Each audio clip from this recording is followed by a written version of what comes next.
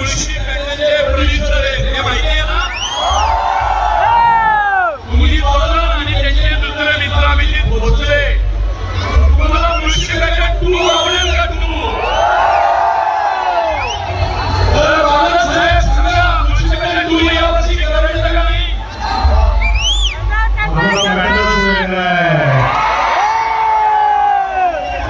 आज प्रवीण आहेत. आपण नक्कीच मुळशी पॅटर्न 2025 लवकर चित्रपट करण्यासाठी कोरोना